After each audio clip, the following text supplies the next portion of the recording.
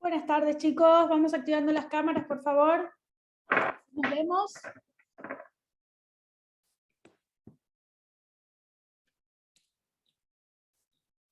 No tomamos audiencia acá, con lo cual no es necesario que estén si no tienen ganas de presenciar la clase. A mí sí me gustaría verlos.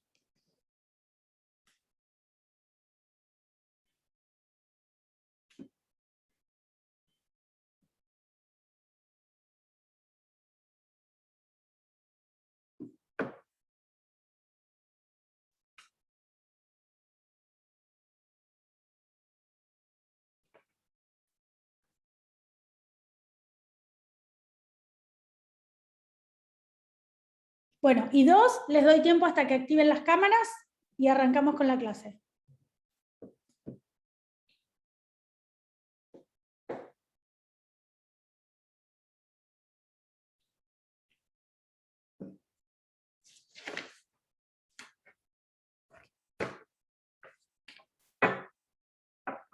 Si no me cuentan por qué no tienen la cámara activada, Rocío, Ana, Facundo.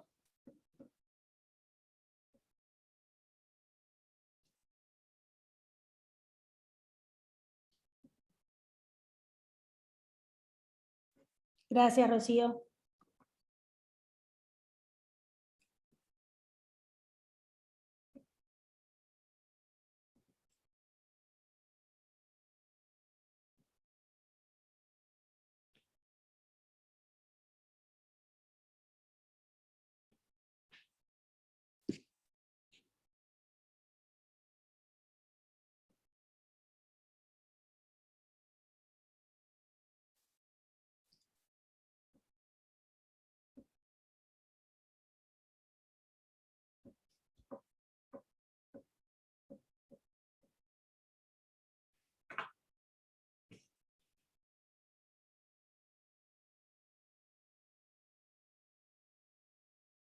Bueno, vamos a comenzar con la clase de hoy. Me quedan 3 camaritas apagadas, después veremos qué pasa con esa gente. Zoe, Eugenia, Luna Fernández. Facundo activó la cámara, lo tachamos. Muy bien. Bueno, vamos a comenzar con la clase de hoy entonces. ¿Alguna duda, alguna consulta relacionada con lo que vimos en la clase pasada, el lunes pasado? Bien, Zoe, no hay problema. Mientras me avises por qué no estás y de esa manera yo me entero, no hay problema. Lo mismo le pido al resto, ¿sí? Esta particularidad de que nos estemos viendo de manera virtual, si bien ustedes están dispensados de la asistencia.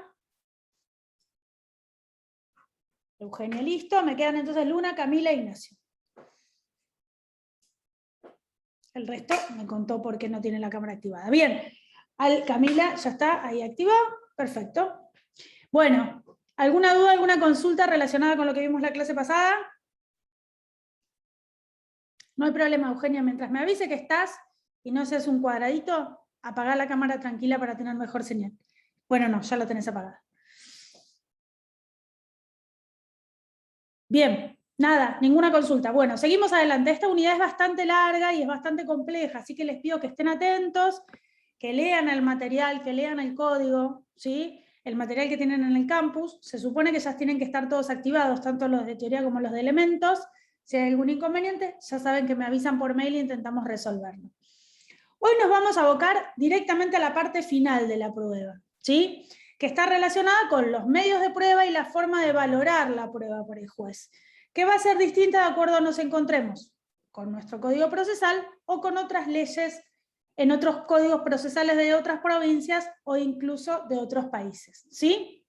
Nosotros la clase pasada, y esto suele ser pregunta de examen, identificábamos cuántos medios probatorios había regulados en el código. Y una particularidad, si bien el código es bastante antiguo y hay algunos medios de prueba, como dijimos la clase pasada, que han evolucionado, el código nos dice, mire, si usted tiene otro medio de prueba que no está anunciado en estos 6, si bien la enunciación no es taxativa, es meramente numerativa, ejemplificativa, cualquier otro medio de prueba que pudiera surgir debe ser producido de acuerdo a los medios que establece el código. ¿Sí? ¿Se acuerdan que la producción era la forma en la que nosotros le llevábamos al expediente judicial, le llevábamos al juez la prueba de la cual nosotros intentábamos valernos? ¿Sí? Vamos a empezar con los medios probatorios. Y dijimos que en nuestro código procesal teníamos enunciados 6 medios de prueba. Y el código nos dice cuál es la oportunidad para acompañar u ofrecer esos medios de prueba, cuál es la forma de producirlos, es decir, de acompañarlos al expediente judicial, y finalmente con el conjunto de las pruebas nos va a decir cómo lo va a valorar el juez. ¿Sí? La primera prueba que enuncia el código procesal es la prueba documental. ¿Sí? Prueba documental con algunas particularidades que vamos a ver de acuerdo a que nos encontremos en un expediente electrónico o en un expediente de formato papel. ¿Sí? Hasta hace muy poquito la única característica que nosotros encontramos en los expedientes era su existencia en formato papel, su existencia material, lo podíamos tocar. ¿Sí? Y de ahí que esta prueba, que es la prueba documental, se ofreciera, se acompañara en el expediente de una manera particular. Hoy, con el nacimiento del expediente electrónico en la provincia de Buenos Aires, estamos hablando del expediente en provincia, ¿sí? No el expediente en nación. Con el nacimiento del expediente electrónico, esta prueba ha mutado en cuanto a su acompañamiento, ¿sí? No en cuanto a sus características, y eso es importante que lo tengamos en cuenta. Primer tema a tener en cuenta en cuanto a la prueba documental es, ¿de qué nos encontramos valiendo cuando hablamos de la prueba documental? ¿A qué nos referimos cuando hablamos de prueba documental? Y la prueba documental es todo instrumento público o privado. Instrumento público es todo aquel en el que haya intervenido un funcionario público, puede ser judicial, puede ser administrativo o un escribano, lo haya confeccionado un escribano, no certificado las firmas, e instrumento privado es todo aquel confeccionado por las partes que no hubiera tenido la intervención de un funcionario público, ¿sí? O que no revistiera el carácter de instrumento público de acuerdo a las normas de nuestro Código Civil. Ignacio, te estás durmiendo. Yo sé que el tema es aburrido, pero bueno. Vamos a intentar ponerle movimiento. Bien, esto es lo que nos dice el código con relación a qué es la prueba documental. Todo instrumento público o privado que estuviera en poder de las partes. Y ese instrumento público o privado tiene una característica fundamental. Nosotros lo tenemos que tener en original. ¿Sí? Si ese instrumento público o privado fuera una copia simple, ese instrumento no serviría como prueba. Esta aclaración era una aclaración interesante cuando nos encontrábamos frente al expediente de formato papel. ¿Por qué? Porque nosotros teníamos la obligación de acompañar a las actuaciones, siempre la prueba documental, ¿se acuerdan que lo vimos la clase pasada? En la primera presentación, demanda, contestación o reconvención, en la primera presentación en la que yo tengo oportunidad de ofrecer la prueba y en cualquier trámite de proceso, ¿sí? Sea proceso de conocimiento ordinario, sumario, sumarísimo, sea procedimiento ejecutivo, sea proceso especial, la prueba documental se acompaña, es decir, se lleva, ¿sí? Ese es el término acompañar, con la primera presentación. Y el Código Civil tenía una razón de ser que estos instrumentos fueran documentación original, porque como les decía hace un ratito, las copias simples no son instrumentos de prueba, no sirven como prueba. Ahora, en el expediente de formato papel, yo tenía la posibilidad, parte, abogado, representando a la parte, de chequear en el expediente si esa prueba era original o esa prueba era una copia simple. ¿Sí? Claramente si las firmas no estaban puestas en original, si era un instrumento como por ejemplo una escritura pública y era una fotocopia, yo tenía la forma de chequearlo. Sin embargo, se ha mutado con el expediente digital esta prueba en cuanto a lo que yo voy a acompañar, va a ser una digitalización de la prueba. ¿Sí? Yo voy a acompañar al expediente, tanto el instrumento público como el instrumento privado, de manera digital. ¿Sí? Voy a tener que escanear ese instrumento y ese instrumento lo voy a acompañar en mi contestación de demanda o en mi escrito inicial de demanda, si así lo fuere. ¿Sí? Y acá, muy atentos porque esto tiene que ver con el ejercicio profesional y tenemos que estar avisados de esta situación. Nada dice el código sobre esta situación, porque el código es más viejo que el expediente digital. Sí lo prevén las acordadas posteriores, ¿sí? ¿Qué pasa con esto? El abogado, con el nacimiento del expediente digital y la prueba documental, incorpora una obligación más a su actividad profesional, ¿sí? Ustedes saben que la obligación del abogado es una obligación de medios, no promete resultados. Uno cuando, y esto, chicos, es antipático, pero es muy importante que nosotros se lo advirtamos a nuestros clientes. Nosotros no le prometemos ni ganar el juicio, ni que le van a pagar determinada cantidad de dinero. Nosotros lo que le prometemos profesionalmente, ¿sí?, es que vamos a realizar todas las conductas diligentes al mejor resultado del proceso. Pero como nosotros no somos los que resolvemos, es el juez, y pueden pasar un montón de cosas en el medio del proceso, es importante que tengamos en cuenta esto. La obligación del abogado es una obligación de medios, no de resultados. Ustedes ya dieron obligaciones, la verdad que debieran tener en cuenta esta particularidad. No recuerdo los que dieron elementos, si tienen que tener obligaciones, pero sí sé que los que dieron teoría tienen que tener esta materia. Entonces, teniendo en cuenta que la nuestra es una obligación de medios, yo no estoy obligado a ganar el proceso, sí le sumo con el nacimiento del expediente digital y esta nueva forma de acompañarle al juez la prueba documental una carga más, que es la obligación del abogado de verificar, dar fe que lo que está acompañando efectivamente es un original. ¿Por qué les hago esta aclaración? Ustedes me dirán, bueno, lógicamente que esto ocurre. No, a ver, muchas veces y en la vorágine cotidiana, y les digo, nos pasa a todos, ¿eh? No es que a mí no me pasa porque doy elementos y yo ya lo sé, nos pasa a todos, pero mi obligación es avisarles. Primero, los clientes hoy se manejan mucho por sistemas electrónicos, mail, WhatsApp, casi muy poco es la atención personal que teníamos acostumbrado antes. Muchísimas oportunidades, las partes, nuestros clientes, nos mandan la prueba documental por WhatsApp. Un escaneo de lo que ellos consideran que es un instrumento público o un instrumento privado del cual intentarán valerse en un juicio.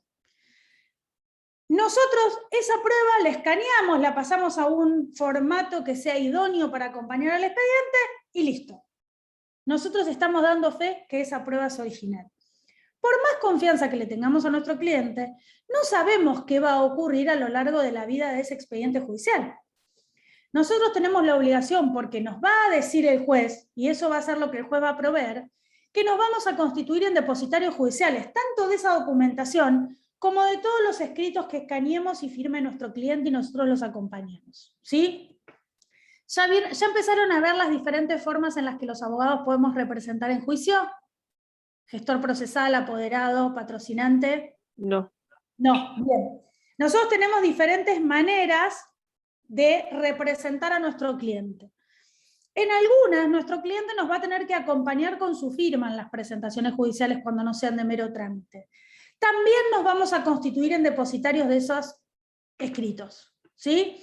Y la responsabilidad es tal que si el escrito no aparece, el responsable es el abogado y tendrá una responsabilidad profesional al respecto. Incluso de la documental, ¿sí? Porque se supone que nuestro cliente nos la entregó para que nosotros la acompañemos al expediente judicial. Entonces es fundamental que ustedes tengan en su poder la documentación. ¿Por qué? Porque la van a tener en depósito hasta tanto el juez se las requiera. Y el juez la puede requerir en cualquier momento y en la gran mayoría de los casos al momento de dictar sentencia. El juez no podría dictar sentencia si no tuviera a la vista la documentación original. ¿Sí? Si bien es bastante vulnerable hoy el tema de la prueba documental, porque yo estoy acompañando un instrumento que digo que es tan original y mi contraparte solo va a estar a la fe que dé ese abogado de que la documentación es original, se carga al abogado de este carácter de depositario judicial, pero la contraparte no va a tener forma, salvo que lo pida expresamente, y está dentro de sus facultades, que acompañe el instrumento al expediente. ¿Se entiende esto, chicos? Parece una pavada, pero no es tal. Les aclaro que hoy es muy común que todos tengamos en nuestro poder algún instrumento digitalizado que alguien tiene en original y nosotros no. Y la responsabilidad es del abogado, ¿sí? Es importantísimo que esto lo tengamos en cuenta y es importantísimo que asumamos la carga de ser responsables con esta situación. Puede ocurrir que en el transcurso del proceso cambien de abogado y no nos dispensa, salvo que la tengamos en nuestro poder y la depositemos en el juzgado, no nos dispensa de esa responsabilidad. ¿Se entiende? Ahora, la norma dice que yo no puedo utilizar instrumentos públicos o privados que no los tuvieran original. Pero sí existe una excepción a esa norma, una excepción a ese principio, y es que yo individualice, acompañando la copia, la fotocopia, esta vez digitalizando y aclarando que no es un original, de dónde se encuentra depositado esa documentación. Por ejemplo, yo acompaño una escritura traslativa de dominio en copia y digo que el original no se encuentra en mi poder, y con otra prueba adicional que vamos a ver más adelante, traigo el original a la causa. ¿Sí? Yo digo, yo no tengo el original existe y está en tal lugar. Y además de individualizar el lugar donde se encuentra ese original, pido uno de los medios de prueba que vamos a aprender para que ese original sea traído a la causa. ¿Se entiende? Si yo no tengo el original en mi poder, no porque mi cliente no me lo trajo y me mandó una fotocopia, sino porque mi cliente no lo tiene en su poder, pero puede individualizar dónde se encuentra, tiene la obligación de indicarlo, de esa manera puede valerse de esa prueba, pero la va a tener que complementar con otro medio probatorio, ¿sí? Que le permita a mi cliente y a mí como abogado traer al expediente digital la prueba de la que intento valerme, ¿sí? ¿Está claro eso, chicos? Hoy con la contestación de la demanda, con el inicio del trámite, yo lo que acompaño son copias de instrumentos digitalizados. Pero no me dispenso de acompañar los originales, simplemente manifiesto como abogado que los originales se encuentran en mi poder y el juez me va a constituir en depositario. Esto que parece que se los reitero mucho es importantísimo, porque es algo de lo que todos estamos aprendiendo un poco, ¿sí? Van a ver cuando estudien las formas de representar al abogado, que hay una de las formas, que es el gestor procesal, que el gestor procesal tiene que ir acompañado de la ratificación del cliente de esa gestión, y hay algunos casos, hay jurisprudencia, donde se ha sancionado al abogado por siempre presentar el mismo escrito en diferentes momentos temporales. ¿Sí? Es decir, presentó un escrito ratificando el 1 de marzo, presentó un escrito ratificando el 1 de julio, presentó un escrito ratificando el 1 de agosto, debían ser 3 escritos diferentes. Como el escrito tenía el mismo contenido, el abogado utilizó el escrito del 1 de marzo para el 1 de julio, para el 1 de octubre, no recuerdo las fechas que les di, pero para los 3 momentos procesales, y en realidad se advirtió de esa falta, se declaró una nulidad de todo lo actuado y se dio el pase de los antecedentes al Tribunal de Disciplina. ¿Se entiende esto, chicos, de la gravedad del tema? Algo que parece sencillo puede ser adulterado. ¿Sí? Hay algunos medios documentales que van a tener que ir acompañados de otra prueba. ¿Sí? Pero en principio la prueba documental tradicional es esta que nosotros vemos, ¿sí? Vamos a ver con los nuevos medios probatorios tan utilizados como el WhatsApp, los mails, las filmaciones, las grabaciones, los vamos a tener que complementar con los medios de prueba que nos indique el código, ¿sí? ¿Hasta acá está la prueba documental? ¿Alguna pregunta, alguna duda? ¿Vamos entendiendo todo? Por supuesto que todo lo desarrollado, todo lo que tiene que ver con la prueba está en el código, lo pueden ver en el código. Esto que nosotros vemos es un poco tener en la memoria cuestiones relacionadas con el entendimiento de la prueba. Bien, primer medio de prueba entonces la documental. Recordamos que se trata de todo instrumento público o privado que se encuentra en poder de una de las partes, y es esa parte la que lo ofrece. Eso tiene que estar en original. Si estuviera en copia debe individualizarse en poder de quien se encuentran los originales y complementar con un medio de prueba que permita traerla a la causa. En el caso del expediente original, la documental se digitaliza y el abogado se constituye en depositario judicial, una obligación y una carga muy importante para el profesional, y la oportunidad procesal para acompañar esa prueba es la primera presentación. ¿Sí? Esto es básicamente lo que no podemos olvidar a la hora de venir a rendir el examen. De esa prueba documental existe un subcapítulo que tiene que ver con la documental en poder de la otra parte. Si hubiera documental de la cual yo intento valerme, pero que no obra en mi poder, y estuviera en poder de la contraria, yo tengo que requerirle al juez que la intime expresamente a que acompañe esa documental, sin necesidad expresa de contar con los originales, ¿sí? Por ejemplo, yo puedo intimar a que acompañe los resúmenes de la tarjeta de crédito que obran en poder de la demandada, puedo intimar a que acompañe los asientos contables de la empresa, puedo intimar a que acompañe cualquier tipo de documental que yo no pueda tener en mi poder, pero que tenga la certeza de que está en poder de la demandada. No sé, a ver, se me ocurre en tema laboral el legajo del empleado. Un empleado no se va todos los días con su legajo, le saca una fotocopia y lo actualiza. Es un instrumental, una documentación que está en poder del empleador, que tiene uso exclusivo el empleador, sin perjuicio de que sea público y yo lo pueda ver, pero que no lo tengo en copia. La gran mayoría, en general, cuando uno intenta hacer un juicio, a veces se arma de ese tipo de información, pero la gran mayoría de las veces no. Entonces existe la posibilidad de que yo la documental intime a la contraria, ya sea actora o demandada, que la acompañe al expediente. ¿Sí? Siempre hablando de la prueba documental. Tenemos la documental en poder de la parte, que es la prueba tradicional, y la documental en poder de la demandada, que es una prueba accesoria de la documental. En el caso de la documental en poder de la demandada, es una intimación que voy a realizar que siempre y cuando no tenga copia de esa documental, que yo la acompañe como prueba y la complemente, la puedo ofrecer al momento de ofrecer la restante prueba. ¿Sí? Dentro de los 10 días, de los 40 días del plazo de apertura a prueba en el proceso ordinario, o lamentablemente en el sumario del sumarísimo, tengo que tenerlo en cuenta al momento de ofrecer toda la prueba. Así que va a ser en el mismo acto en el que lo acompañe la documental. ¿Estamos? ¿Hasta ahí se entiende? ¿Sí? Bien. Seguimos con los medios de prueba.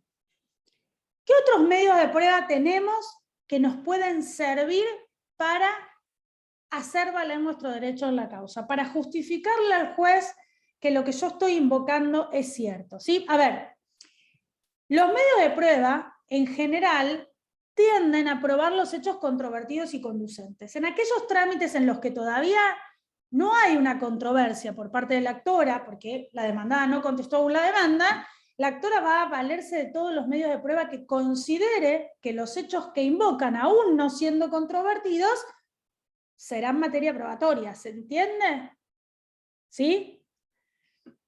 Cuando yo contesto la demanda, tengo una ventaja en los procesos donde tengo que acompañar la prueba con ese escrito, porque ya sé qué cosas voy a negar. Y ya sé qué cosas no me va a firmar la actora, porque del traslado que se le da es solo de la prueba documental, no de los hechos ni de la prueba. ¿Sí? Bien. Los restantes 5 medios de prueba, en el caso del proceso ordinario, se van a ofrecer en el plazo que dijimos hace un ratito, y en el caso de los procesos sumarios, sumarísimos, de ejecución y trámites especiales, se van a acompañar, se van a ofrecer, perdón, no se acompañan, se van a ofrecer en el mismo acto de la contestación de la demanda o de la demanda propiamente dicha. Tengan en cuenta, chicos, que la ley 11.653, que es la ley de procedimiento laboral, que aplica de manera subsidiaria el Código Procesal Civil y Comercial, solo lo aplican a aquellas cuestiones que no estén expresamente reguladas en el proceso, ¿sí? En la ley. En el caso de la prueba, los procesos laborales en la provincia de Buenos Aires, la prueba documental se acompaña y la restante se ofrece en la primera presentación, tanto en la demanda como en la contestación o reconvención. ¿Sí? Si bien estamos frente a un trámite que es lo más parecido a un trámite ordinario, porque el plazo de prueba es amplio, es de conocimiento, hay un principio de amplitud probatoria, de todas formas, la prueba se ofrece en el mismo acto de primera presentación, ¿sí? A diferencia de lo que dispone el Código Procesal, la aplicación subsidiaria es solo y exclusivamente con aquellas cuestiones que no estuvieran expresamente reguladas en la ley 11.653, que es la que tenemos vigente. La nueva ley de procedimiento laboral se encuentra suspendida en su vigencia por la Corte, por la Suprema Corte. Así que a tener en cuenta eso, ¿sí? Porque vamos a ver algunas particularidades con relación a la prueba. Seguimos con el ofrecimiento de los 5 restantes medios de prueba. Vamos a comenzar con la prueba de testigos. ¿Sí? ¿Quiénes son los testigos? Los testigos son todos aquellos terceros que tienen conocimiento con relación a los hechos ventilados en la acción. ¿Sí? Hay una clasificación que no prevé el código, que es una clasificación de práctica, que habla que los testigos pueden ser individualizados, como los testigos de oído, ¿sí? O los testigos que tienen que ver con los testigos presenciales, ¿sí? Aquellos testigos que vieron el hecho que se intenta probar.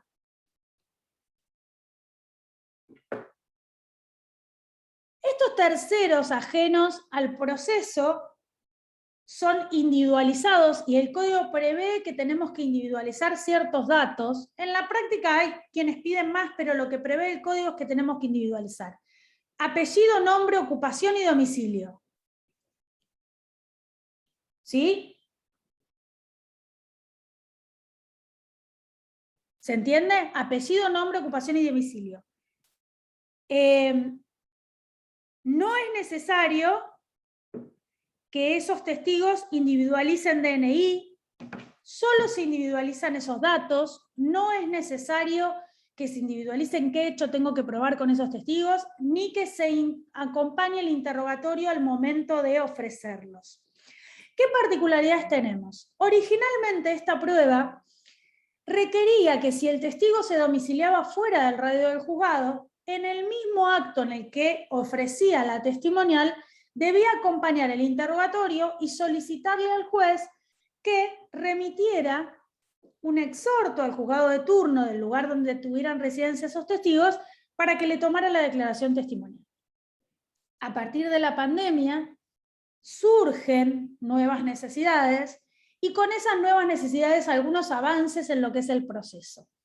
La Corte, la Suprema Corte de Justicia de la Provincia de Buenos Aires, ha dictado una resolución por la cual sugiere a los jueces de todos los órganos que estuvieran bajo su órbita que realicen todos aquellos trámites tendientes a facilitar la declaración testimonial de testigos y absolventes mediante medios telemáticos. ¿Sí? Que tome esa declaración el juez actuante, es decir, no tenemos que librar un exhorto, no tenemos que irnos a tomar la declaración testimonial a un juzgado de paso, a un juzgado de turno en otra jurisdicción, podemos hacerlo desde el propio expediente donde está tramitando la causa y lo va a hacer el juez mediante un medio telemático. La justicia de la provincia de Buenos Aires, esto no es nación, lamentablemente la justicia federal no tiene un programa compatible con el sistema federal para poder tomar audiencias, lamentable porque vamos en carreta en algunos procesos, ¿sí? Fíjense en algo, ustedes dicen, bueno, ¿por qué no puedo usar el Zoom? ¿Por qué no puedo usar el Microsoft Teams? Lo desconozco, porque todavía no habilitaron el medio para que eso sea compatible con el sistema de la Corte Suprema, pero sí la Suprema Corte tiene su medio, utilizan un sistema que se llama Microsoft Teams, es bastante parecido al Zoom, muy parecido en cuanto funciona el Zoom, y ese Microsoft Teams, una vez que se finaliza la audiencia, le da un link, y ese link se sube al sistema informático y tienen acceso a las partes y en los expedientes públicos, todos, para poder ver el resultado de esa audiencia. Las audiencias se graban y de esa manera se pasan al sistema. Les digo que es, por un lado, muy beneficioso porque tenemos la transcripción exacta de la declaración, porque es justamente una grabación en vivo y en directo, no hay forma de que el testigo haya dicho una cosa que no se haya transcripto por el funcionario, que a veces eso suele ocurrir, hay que estar muy atento porque a veces el funcionario interpreta, reduce y eso nos cambia considerablemente o sustancialmente la declaración,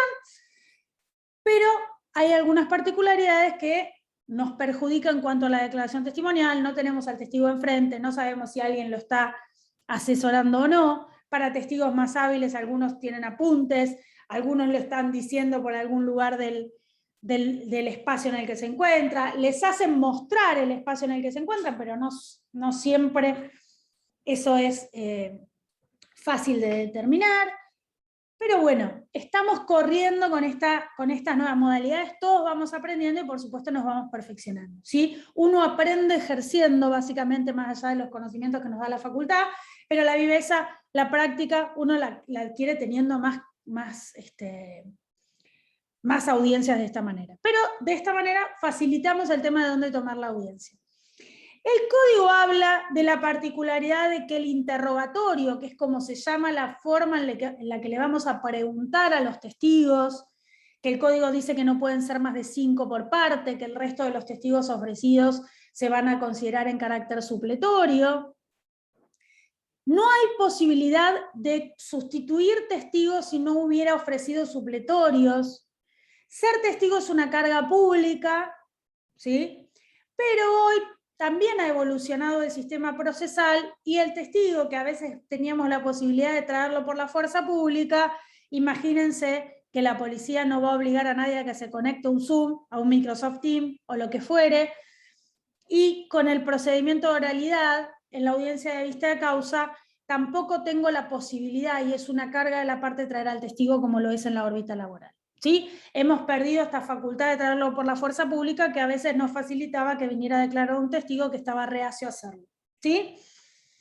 Originalmente ustedes van a ver que el juez fija audiencia para la declaración de los testigos. En los procedimientos tradicionales fija una audiencia principal y otra supletoria. En los procesos laborales, todo lo que es prueba oral, testimonial, y la que vamos a ver más adelante, que es absolución de posiciones, se fija en la audiencia de vista de causa, y en los procesos de oralidad civiles y comerciales de Justicia 2020, también se fija en la audiencia de vista de causa la declaración testimonial. ¿Sí? Volviendo a lo que les comentaba del interrogatorio, el interrogatorio es la forma en la que vamos a expresar la realización de las preguntas a los testigos.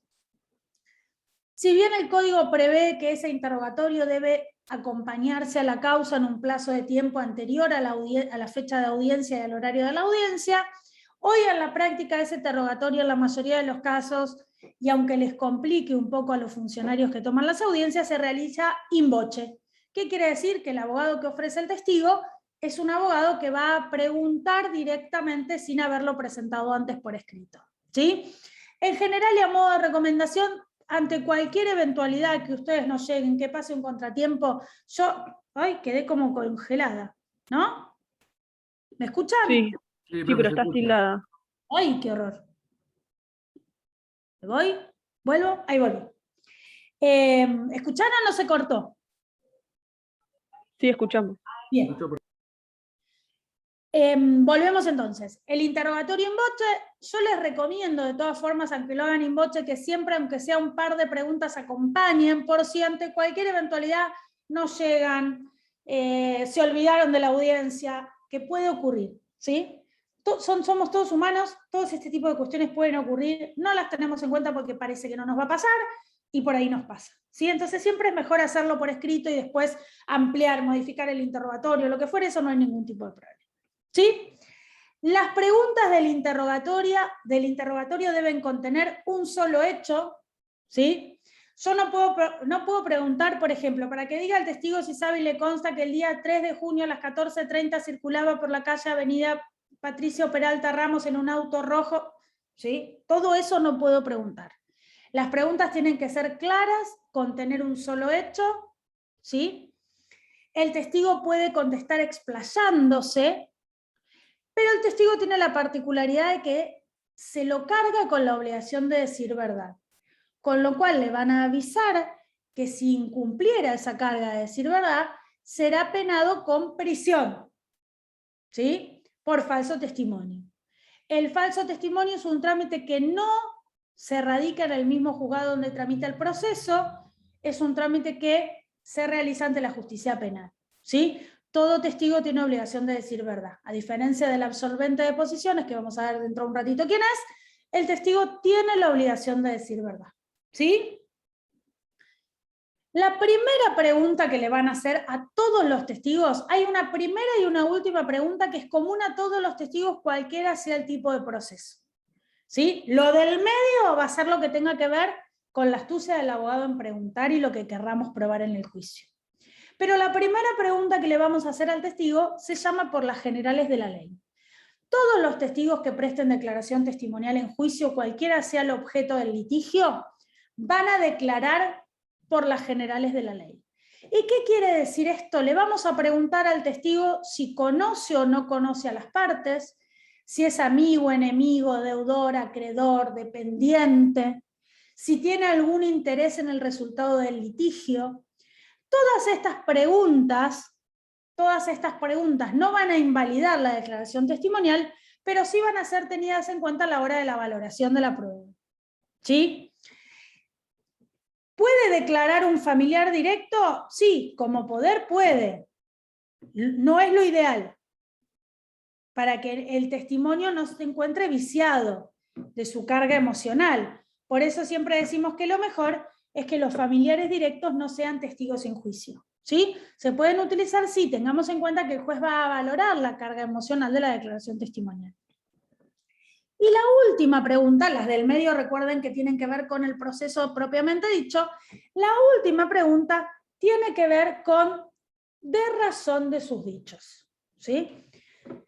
¿Qué quiere decir esto? El testigo va a tener que decir cómo le sabe y le consta, porque la fórmula de pregunta es para que diga el testigo si le sabe y le consta, si sabe y le consta, y vamos y decimos la pregunta. La última es de razón de sus dichos. ¿Y qué es esta de razón de sus dichos? El por qué, la justificación de cómo ese testigo sabe todo lo que dijo.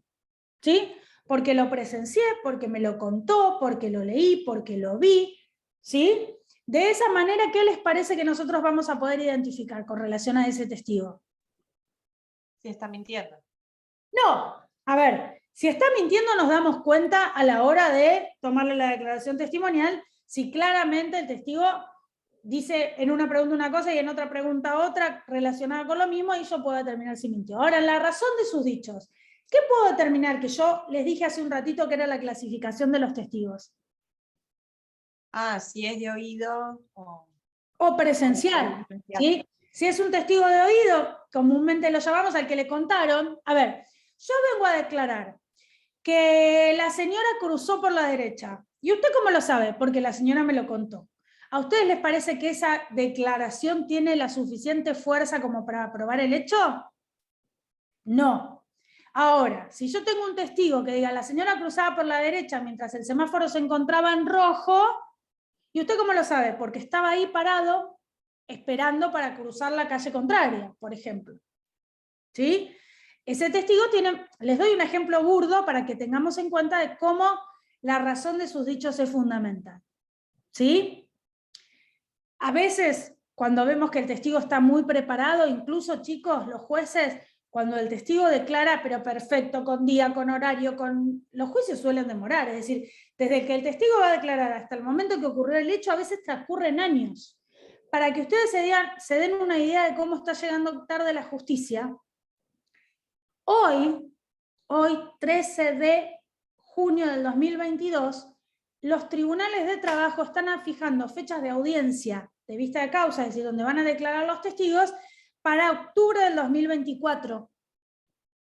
Es decir, un juicio que seguramente se inició 2020, 2021 en el mejor de los casos, de hechos que quizás transcurrieron 1 o 2 años antes, van a declarar en el 2024. Entonces tenemos 4 o 5 años de diferencia entre que el hecho ocurrió y el testigo declaró. Cuando el testigo claramente se acuerda con pelos y señales todo, también los jueces suelen tomar que el testigo es demasiado favorable a una de las partes y que por lo tanto su testimonio no puede ser tomado como válido. ¿Sí? Hay resoluciones judiciales en que los propios jueces dicen eso. A veces se prepara tanto al testigo que es casi un absurdo la declaración testimonial. ¿Sí?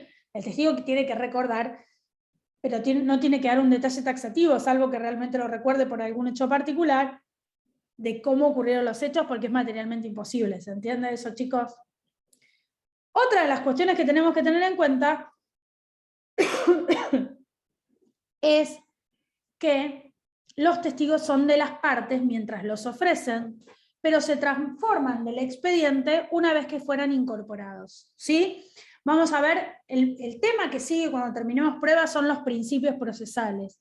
Y hay un principio de adquisición procesal que es que una vez incorporado el testigo a la causa, ese testigo ya deja de ser mío y se transforma en un testigo del expediente.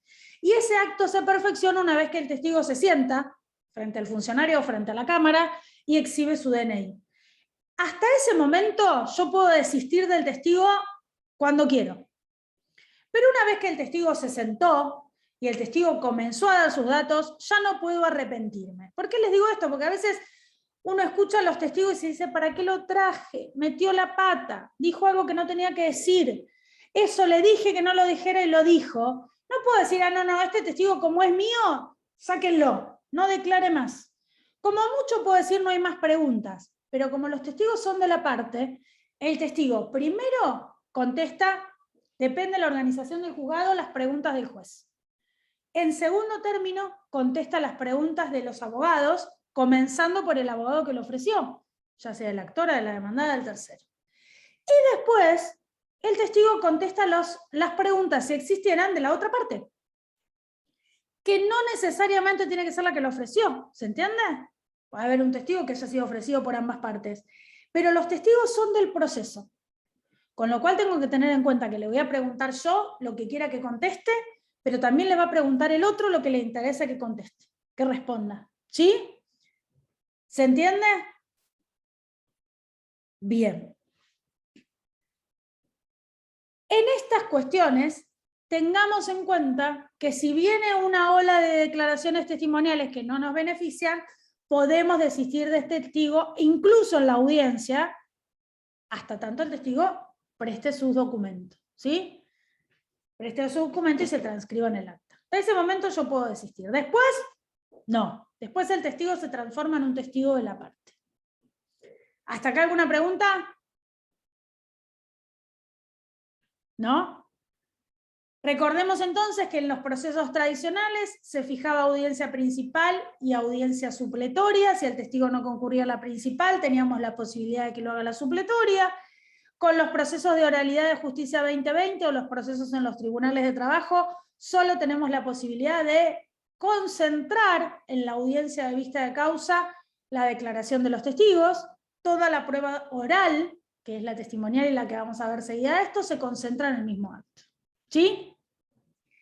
Entonces, prueba documental, prueba testimonial. Vamos a la prueba de absolución de posiciones. ¿En qué consiste esta prueba? Esta prueba es la declaración en el proceso de las partes intervinientes. Los absolventes o los titulares de la prueba confesional, de acuerdo al texto que nos encontramos leyendo, son las partes. ¿Sí? ¿Qué particularidad tiene esta prueba? Primero, que es la prueba oral directa en la cual van a prestar su declaración las partes en el proceso. La segunda particularidad es que si bien el absolvente jura decir la verdad, no tiene obligación de decirla. No va a ser penado por falso testimonio. ¿Por qué? Porque nadie está obligado a declarar contra sí mismo. ¿Sí? Y si no hay obligación de declarar contra mí mismo, no tengo por qué decir la verdad si me están preguntando algo que pudiera comprometerme. ¿Sí? A diferencia del interrogatorio, el pliego de posiciones, que es la forma en la que denominamos procesalmente, chicos, estos términos ténganlos en cuenta porque estamos hablando de una materia en la que comenzamos a incorporar términos procesales y son importantes que los tengan en cuenta. Entonces, interrogatorio en la prueba testimonial, pliego de posiciones en la prueba confesional o de absolución.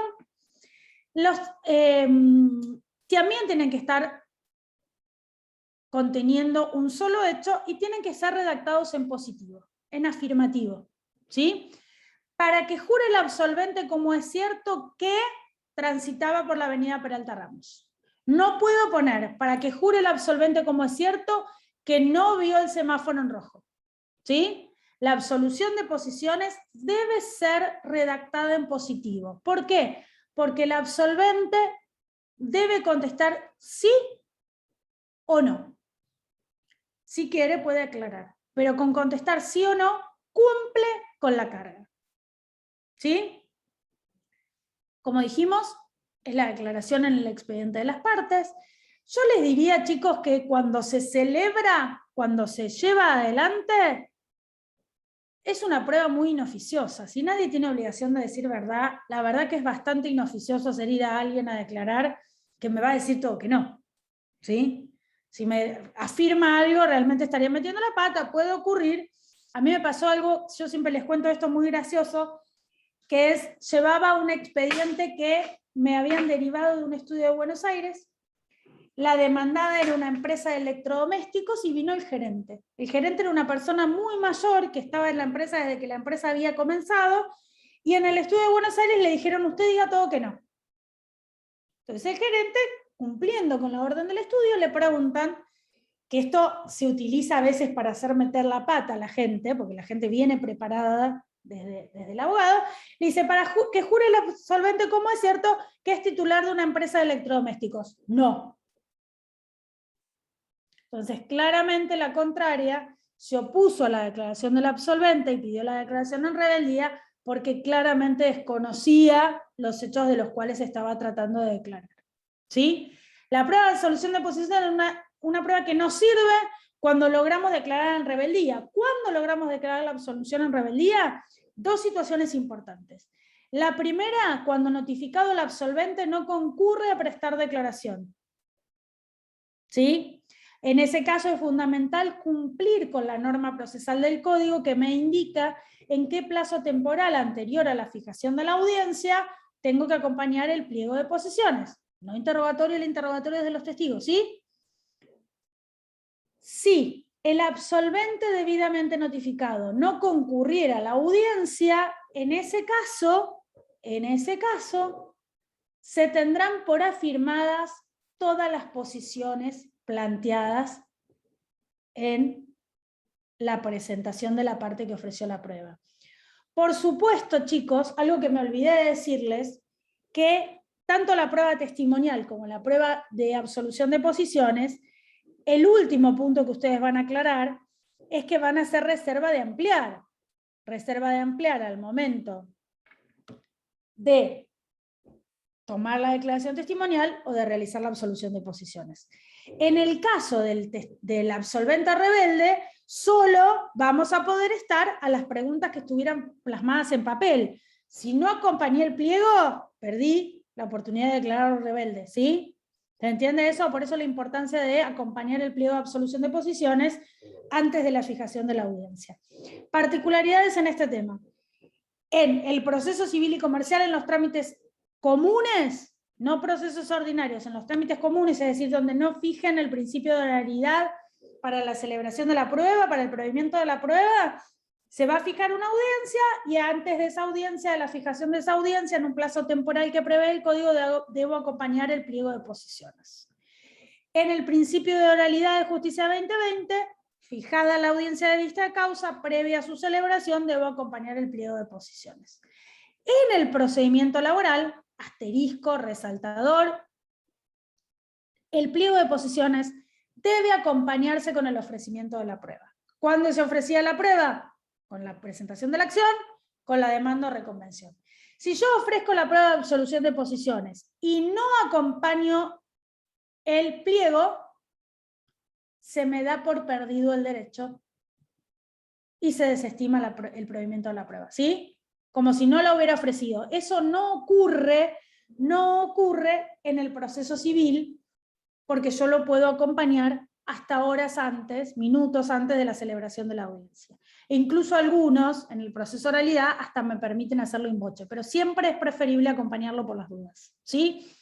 Yo les sugiero en el procedimiento laboral, e incluso en todos los procedimientos, para evitar que me olvide, hay cosas que uno cree que no le van a pasar y suelen suceder, yo les sugiero que acompañen el pliego dos preguntitas básicas y la reserva a ampliar, dos preguntas que no puedan darle ninguna pauta de para dónde va guiada su absolución, su prueba confesional, dos preguntas y Andrea se fue, poquito antes de que termine la clase, pero bueno. Pero de esa manera ustedes suplen perder la prueba. Para que jure el absolvente como es cierto, que es demandado en la causa, formulo expresa reserva de ampliar.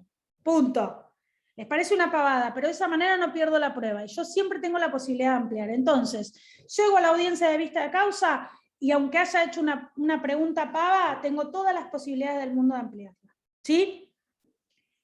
Otra de las particularidades que tenemos, que esto no lo van a encontrar en otras clases, por eso es importante que si estudian de las clases de grabadas vayan ayornándose, complementándolas, la última y la anterior, es el tema de qué sucede con la notificación del absolvente. Varias particularidades. Código, y lo que yo les digo siempre esto para los más jovencitos de TikTok, expectativa, realidad, bueno. El derecho procesal es el ejemplo más claro de una red virtual como es el TikTok. Esto de que la señora hermosa limpiando la casa y la realidad de la señora toda zaparratosa, bueno, esto más o menos es lo mismo. El Código Procesal prevé que yo tengo que notificar la absolución de posiciones en primer término al domicilio real del absolvente, no al constituido del abogado. ¿Sí?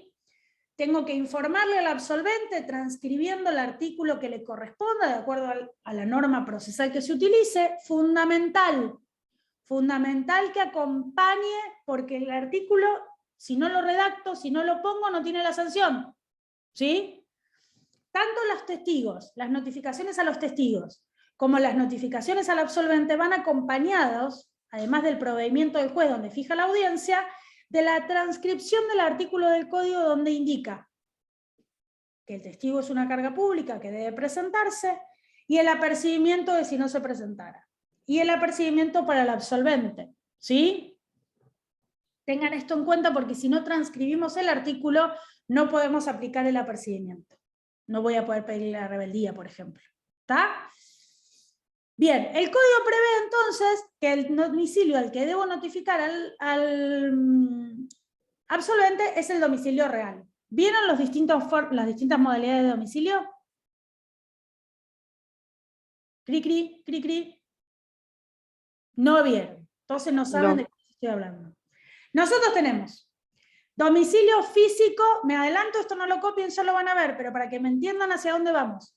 Domicilio físico real constituido. Real es donde vive la parte, o donde tiene su domicilio de actividad la sociedad, la persona jurídica. Constituido es el domicilio del abogado, constituido físico y constituido electrónico. ¿Sí? Al constituido físico, que es el domicilio del abogado, el constituido electrónico, hoy van el 99,9% de las notificaciones, al electrónico sobre todo. El domicilio físico del abogado es un domicilio que ya no se utiliza. ¿Por qué les aclaro esto? Porque muy probablemente en las nuevas formas del ejercicio profesional ya no sea tan importante tener un estudio en formato físico. ¿Sí? Hoy cada vez se reducen más los espacios, los grandes estudios monumentales están en Buenos Aires, no ya aquí, y la realidad es que el abogado tampoco necesita expresamente estar atendiendo. Por esto que yo les decía, hoy se maneja mucho por internet, mail, WhatsApp, todo lo hacemos desde la computadora, es muy poco, podemos trasladarla, podemos utilizar el sistema remoto, con lo cual tener el token instalado en varios dispositivos, no hay tanto problema para eso. Es decir, ya ni siquiera las notificaciones en formato papel nos llegan al domicilio del abogado. Que teníamos ese problema cuando litigábamos, por ejemplo, tengo mi domicilio físico en Mar del Plata y quiero litigar en Balcarce. ¿Dónde me van a llegar las notificaciones? Bueno, ahora con el domicilio electrónico lo tengo resuelto porque me llegan a la computadora. El domicilio constituido físico es casi una innecesariedad, pero que todavía existe. El real es en donde vivo. Y algunas cosas, como por ejemplo la rebeldía, que espero que la vean, porque si no le falta mucho ver y me preocupa, que ya la hayan visto. ¿Contestación de demanda vieron? ¿Demanda, contestación? No. Bueno. Algo habló Verdi el otro día, profe. De eso. Algo habló. Sí, bueno. nos habló de un modelo de demanda y eso. Bueno, vamos lento. Yo no sé si voy muy rápido o ellos van muy lentos, pero bueno, vamos a tratar de avanzar. Les pido por favor que lo que no entiendan, porque veo que hay un montón de cosas que no vieron, me digan, profe, eso no lo vimos, Vero, eso no lo vimos, ¿de qué nos estás hablando? Si no, yo creo que ustedes ya lo vieron. Sobre todo porque me hablan tan poco que no sé. Bien, Entonces, al domicilio real, que es donde tiene su vivienda la persona o su asiento la persona jurídica, le van a llegar la notificación de la demanda, por supuesto. Algunas van a tener domicilio electrónico. Eso lo deben haber visto el bimestre pasado con el tema de la mediación. La rebeldía y la absolución de posiciones.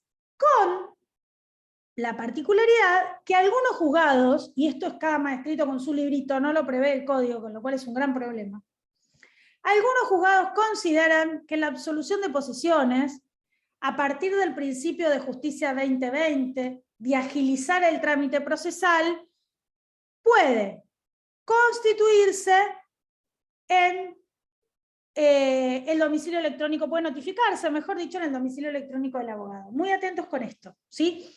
A mí me pasa, espero que no les pase a ustedes, yo tengo un gran defecto que es de joven que soy. Vieron que los jóvenes quieren todo inmediato. Bueno, a mí he adquirido esa deformación profesional que me resulta difícil leer resoluciones muy largas. Un gran defecto para mí, porque me complica, me pierdo parte de la resolución, entonces tengo que leerla 2 o 3 veces, ¿sí?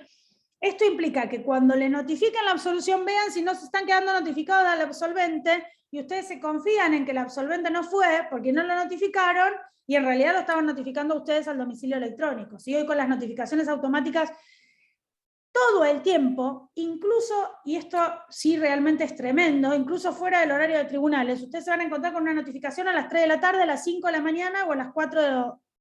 ¿Sí? Sin necesidad de que sea el horario de 8 a 14. Hoy estamos en una gran vorágine que no sé si se va a solucionar, si va a ir de mejor a peor, pero por lo pronto nos encontramos con esta situación, que tenemos notificaciones fuera del horario tribunalicio que por ahí no las leemos con la debida atención que debieran leerlas. ¿Sí? Pero en principio la absolución de posiciones se notifica al domicilio real, ante la existencia del domicilio electrónico. Algunos jueces y algunas partes también consideran que puede notificarse electrónicamente al domicilio del abogado. En el proceso de justicia 2020, en la fijación de la audiencia preliminar, ¿se acuerdan que era donde se depuraba la prueba? El absolvente generalmente queda notificado de la fecha de fijación de audiencia y por lo tanto de su citación a absorber posiciones. ¿Sí? Con la particularidad de que no se presenta. Si no se presenta, si eso no ocurre, queda en rebeldía y vamos a tener por afirmadas todas aquellas posiciones que fueran presentadas por la parte que ofreció la prueba. ¿Sí? Recordamos que es una prueba en la que no hay obligación de decir verdad, con lo cual yo podría, si me presento, negar una afirmación y no dejar por válidas los argumentos de la otra parte. ¿Sí? Bien. Seguimos con este tema entonces. ¿Hasta acá alguna pregunta? ¿Prueba documental, testimonial, absolución de posiciones? ¿No? Documental, instrumento público-privado, testimonial, aquellos terceros ajenos al proceso que pueden declarar cuestiones relacionadas a los hechos contradictorios y conducentes. La absolución de posiciones relacionada con la prueba oral, igual que la testimonial, pero esta vez determinada por las partes integrantes del proceso. Otra cosa que me olvidé decirles es que cuando la parte sea una persona jurídica, debe dentro de los 5 días de proveída la prueba de confesiones, manifestar quién va a absolver, quién es el representante que va a prestar declaración testimonial, y en la mayoría de los casos los jueces disponen que si quien va a absolver posiciones es un apoderado, porque por supuesto tiene que ir una persona humana a prestar declaración testimonial, en ese caso esa persona humana debe haber sido embestido del mandato con anterioridad al hecho ocurrido y litigioso en la causa. Es decir, yo no puedo declarar en una causa que el hecho que la origina ocurrió el 5 de marzo del 2019 si mi poder fuera otorgado el 5 de abril del 2022. ¿Sí? El poder, esa persona debe haber estado embestida de la calidad de apoderado con anterioridad a que ocurriera el hecho litigioso. Si no, no es considerado válido como absolvente. ¿Sí? Algunas veces se suele oponer a la absolución por el apoderado, porque lógicamente el apoderado en lo general no tiene conocimiento acerca del tema y poco podría aportar a la causa. ¿Sí? Sí, la persona jurídica no cumpliera con esta carga de denunciar al absolvente en el plazo procesal indicado, también se la considera en rebeldía, ¿sí? Cuidado con todas estas cuestiones que son importantes y a veces no las tenemos en cuenta y pueden generarlos un problema procesal, ¿sí? ¿Estamos hasta acá? ¿Estos 3 medios de prueba? Nos quedan 3. ¿Hasta acá alguna pregunta? Bien, seguimos avanzando. Cuarto medio de prueba que vamos a estudiar es la prueba informativa, ¿sí? ¿Y de qué se trata la prueba informativa? Es requerirle, valga la redundancia, información, argumentos, documentación, datos, a terceros ajenos al proceso, ¿sí? Pero que no presenciaron ningún hecho como para ser determinados como testigos. Por ejemplo, un informe a un banco sobre el estado de una cuenta, un informe al empleador sobre la percepción de haberes, un informe a la AFIP sobre la condición impositiva de una de las partes, ¿sí? Es requerir la información a terceros ajenos del proceso con relación a un dato de interés que obra en su poder, ¿sí? Estos terceros pueden ser instituciones públicas o privadas. El código prevé el plazo en que esas instituciones públicas o privadas deben contestar. Esas instituciones públicas o privadas están obligadas a responder. En el caso de que no lo hicieran, se les puede aplicar una sanción pecuniaria por su falta de respuesta. ¿Y cómo es la modalidad de la producción de esa prueba? ¿Sí? Ofrecerla la ofrece la parte, proveerla la provee el juez, y la producción, que es materializar esa prueba de la cual me intento valer, es también una carga procesal de la parte que ofrece la prueba. Hoy con el expediente electrónico, ¿cómo se provee esa prueba? La gran mayoría de los terceros que van a brindar información tienen domicilio electrónico al cual le vamos a poder remitir ese instrumento por el cual nos van a contestar. Si la institución pública o privada, la persona física o jurídica, no contara con domicilio electrónico, me lo voy a remitir al domicilio electrónico del abogado, se va a remitir al domicilio electrónico del abogado, el abogado va a imprimir ese instrumento porque va a tener una firma digital y un código QR y lo va a presentar en formato físico a esa institución. Por ejemplo, no sé, tengo que hacer un oficio al almacén de la esquina, lógicamente el almacén de la esquina no tiene un domicilio electrónico, yo voy a llevarle en formato papel y el almacén de la esquina se va a tener que encargar de contestar. ¿Sí? ¿Cómo se produce entonces la prueba informativa? La prueba informativa se va a producir a través de lo que se llama oficio. El oficio es un instrumento que confecciona la parte y controla, se envía a confronte al juzgado para que el juzgado controle que ese oficio está debidamente confeccionado de acuerdo a lo que se pidió en la demanda, contestación o reconvención. Y ese es el instrumento que le va a llegar a conocimiento de este tercero que tiene que responder para que efectivamente lo haga, ¿sí? En general, hoy los juzgados prevén una dirección de mail que se incorpora al cuerpo de este oficio, de este instrumento, y esa dirección de mail es a donde tiene que este tercero contestar el requerimiento del juez a partir de lo peticionado por la parte. ¿Sí? Con la prueba informativa yo puedo suplir la existencia de una prueba documental que no estuviera en mi poder. Por ejemplo, digo, la escritura traslativa de dominio, que en copia acompaño, se encuentra en el archivo notarial del Departamento Judicial de Morón, ¿sí? Del Colegio de Escribanos de Morón. Entonces yo mediante un oficio judicial le solicito al archivo del Departamento de Morón que me acompañe ese instrumento público que es la escritura traslativa de dominio de un bien. ¿Se entiende? Yo puedo pedir que se me informe, que se me acompañe documental, ¿sí? O que se realice algún tipo de acto material que ordene el juez. Seguido la prueba testimonial, tengo la prueba pericial. ¿Qué es la prueba pericial y qué particularidades tiene?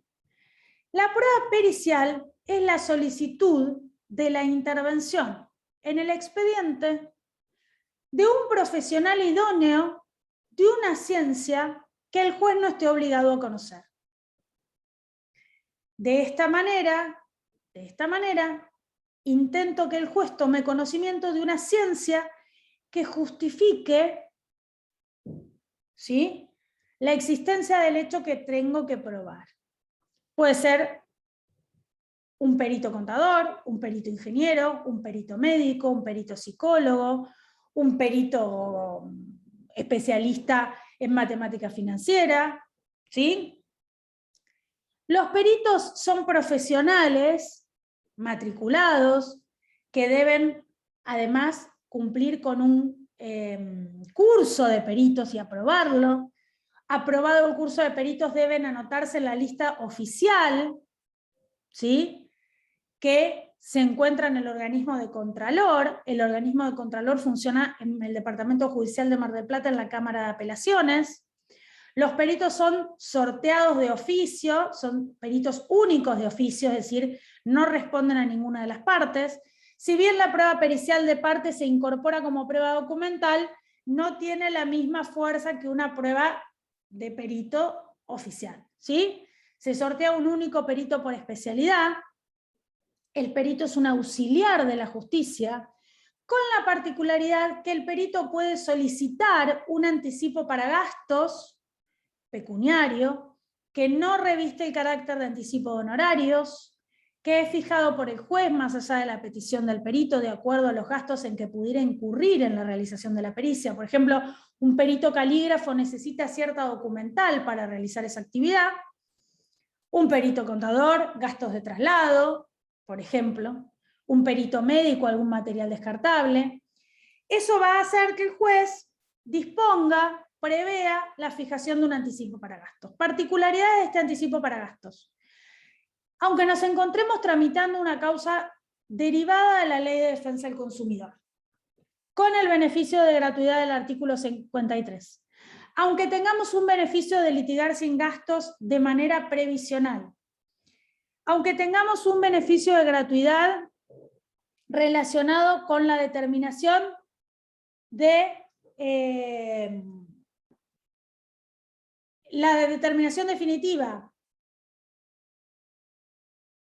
aunque tengamos un beneficio de gratuidad por tramitar con un abogado del consultorio jurídico gratuito, aunque tengamos un beneficio de gratuidad por tramitar con la Defensoría de Pobres y Ausentes, debemos abonar el anticipo para gastos del perito, ¿sí? La Cámara de Apelaciones del Departamento Judicial de Mar del Plata, la Sala Civil y Comercial, ha dispuesto que el anticipo para gastos debe abonarse aún contando con beneficio de gratuidad, tramitando o otorgado de manera definitiva.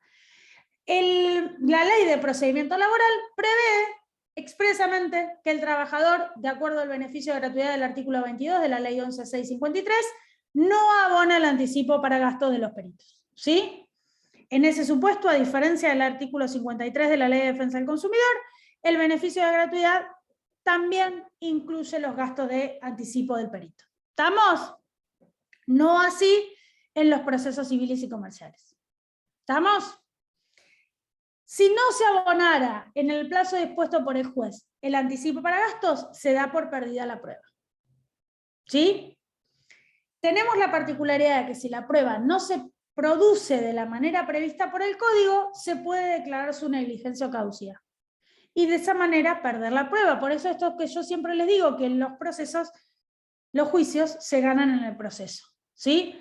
En la prueba puede ser buenísima, nos puede súper beneficiar, pero si no la produje de manera correcta, la pierdo y de esa manera puedo llegar a perder el juicio, ¿sí? Una pavada como no haber depositado el anticipo para gastos, una tontería como no haber intimado al perito a que presente la pericia, puede acarrearnos la responsabilidad de que se nos tenga por perdida la prueba que no utilicé, ¿sí? Que no produje de manera debida. Al perito se le pueden pedir aclaraciones de su dictamen pericial, si hay alguna cuestión que no nos quedara clara con relación a su respuesta.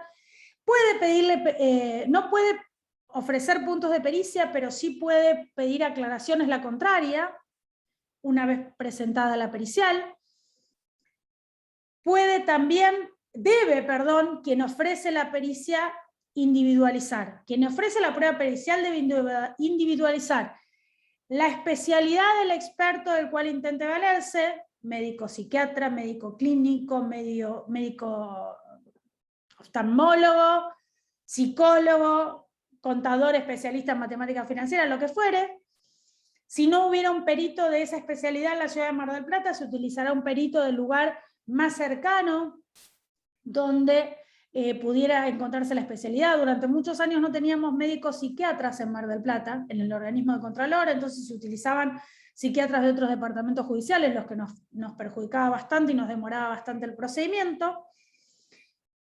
Y a tener en cuenta que quien ofrece la pericia, además de individualizar el experto, debe individualizar los puntos de pericia de los cuales se intenta valer, los que no se podrán ampliar con posterioridad. ¿Sí? Debo indicarle al perito que quiero que me conteste en su tarea profesional.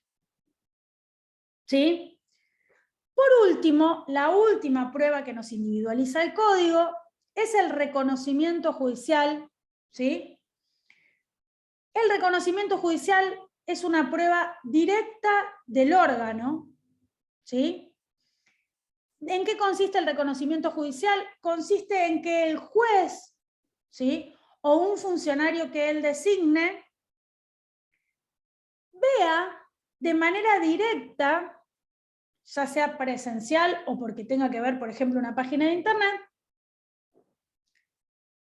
un hecho que no pueda ser suplido por otros medios de prueba. ¿Sí? Si yo tengo que individualizar, por ejemplo, en un complejo habitacional cuántas casas hay, no puedo utilizar un mandamiento de constatación porque excede la función del oficial notificador, pero sí puedo pedirle al juez que constate, que chequee a través del reconocimiento judicial ese tipo de pruebas, ¿sí? Ese tipo de situaciones, ese tipo de hechos. ¿Sí? Esos son los 6 medios de prueba de los cuales podemos valernos. Cualquier otro tipo de medio probatorio moderno, como pueden ser los WhatsApp, como pueden ser la prueba de videos, de grabaciones, prevén una actividad más compleja, ¿sí? Vamos a necesitar seguramente la intervención de un experto, de un ingeniero, en el tema de la obtención de grabaciones, o de videos. Tenemos que además acreditar la autenticidad de los mismos, pero también cómo fueron obtenidos. No pueden haberse obtenido de manera ilegítima. Por ejemplo, si yo intento valerme de una prueba de videos en un procedimiento laboral con relación a un trabajador, el trabajador, para que ese medio pueda ser utilizado, debe estar notificado de la existencia de esas cámaras, ¿sí?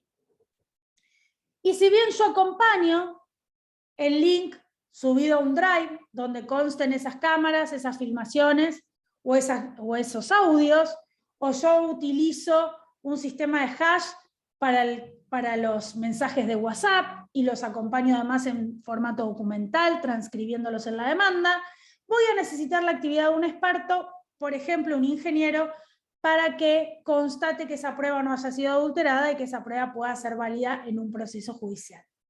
¿Sí? Todos los medios de prueba que pudieran surgir fuera de estos 6 enumerados en el código, algo que me olvidé de decirles es que el reconocimiento judicial pueden encontrarlo en los textos también como inspección ocular, puede ser inspección ocular o reconocimiento judicial, que tiene que ver con el ver del funcionario que designa el juez. Se prevé por el código que debe ser el juez, en realidad, quien realice esa prueba. Cualquiera de los medios modernos, ¿sí?, tienen que estar acompañados de la producción por los medios de prueba individualizados por el código.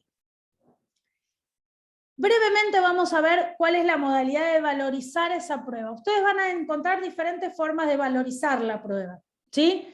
La prueba tasada, la libre convicción, ¿sí?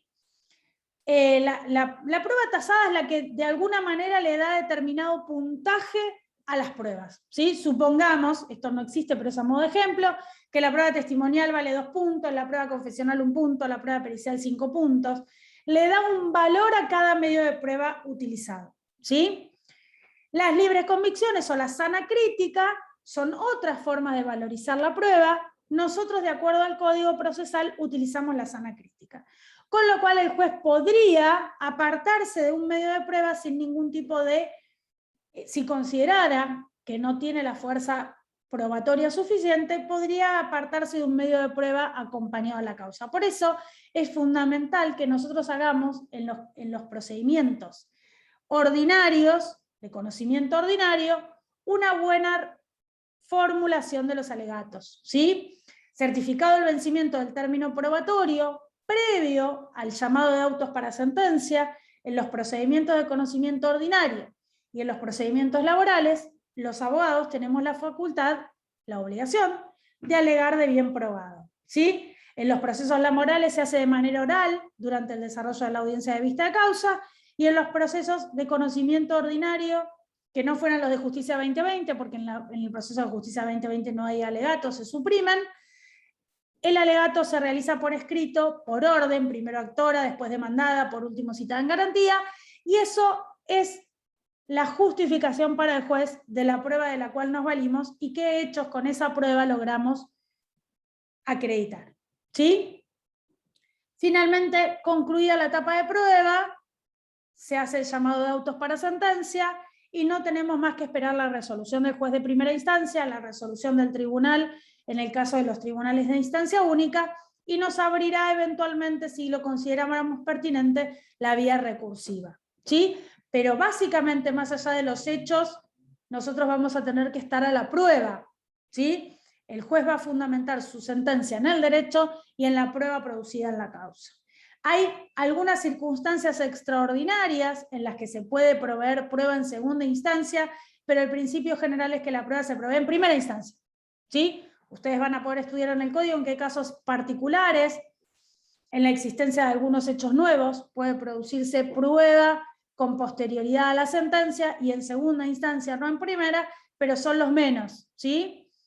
Recuerden que en el caso de la declaración de caducidad de instancia, nos podemos valer de esa prueba producida para la causa que se iniciara con posterioridad. Es decir, si en una declaración de caducidad de instancia ya se hubiera proveído una prueba pericial, esa pericial se encontrara firme, yo puedo utilizarla válidamente en el proceso posterior si no estuviera prescripto. ¿Sí? Chicos, ¿hasta acá alguna pregunta, alguna duda? ¿No? ¿Nada? Bueno, nos vemos el lunes próximo, no, el lunes próximo es feriado. Nos vemos el otro con principios procesales, ¿sí? Si tienen alguna duda me escriben un mail, me avisan, y si no, nos vemos ya la clase próxima, ¿sí? Que tengan buen fin de semana, estudien. Chao. Chao, profe, gracias. Chao, gracias. Adiós.